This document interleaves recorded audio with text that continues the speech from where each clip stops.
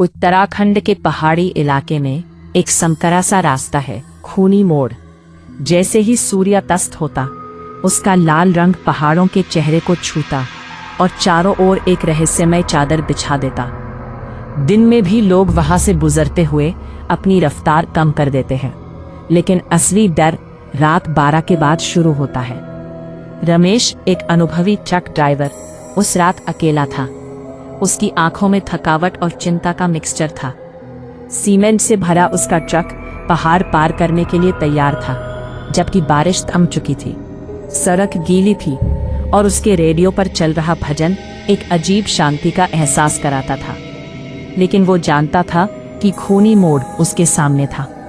जैसे ही वो ट्रक को खूनी मोड़ के पास ले गया, उसकी निगाहें अचानक सड़क के बीचों बीच एक सफेद बोलेरो पर पड़ी, जो एकदम अचल खड़ी थी।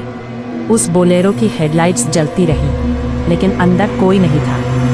रमेश ने अविश्वास में कहा, इतनी रात को कौन गाड़ी छोड़ जाता है?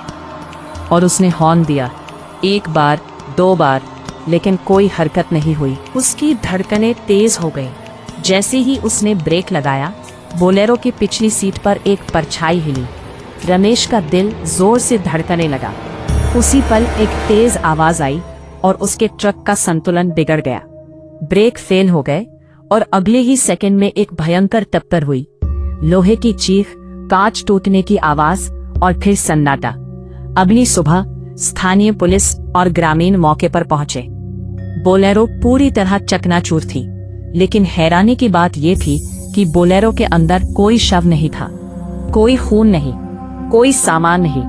खिड़की के पास ड्राइवर सीट पर रखा था एक पुराना पीला रजिस्टर।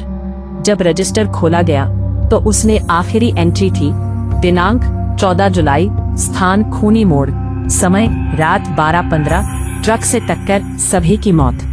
तारीख आज की ही थी। स्थानीय लोगों ने बताया कि सालों पहले इसी खूनी मोड़ पर एक बोलेरो और ट्रक की टक्कर में पूरा परिवार मर गया था। तब से कहते हैं वो बोलेरो हर बरसात की रात को दिखाई देती है। जो उसे बचाने या ओवरटेक करने की कोशिश करता है, वो हादसे का हिस्सा बन जाता है। रमेश बच गया, लेकिन उसके मन में एक गहरा डर था। वो आज भी कहता है, टक्कर से पहले मैंने बोलेरो में 4 लोग देखे थे। सब मुझे घूर रहे थे और मुस्कुरा रहे थे। उसके बाद से रमेश ने कभी रात में ट्रक नहीं चलाया और खूनी मोड़ आज भी रात 12 के बाद जिंदा हो उठता है।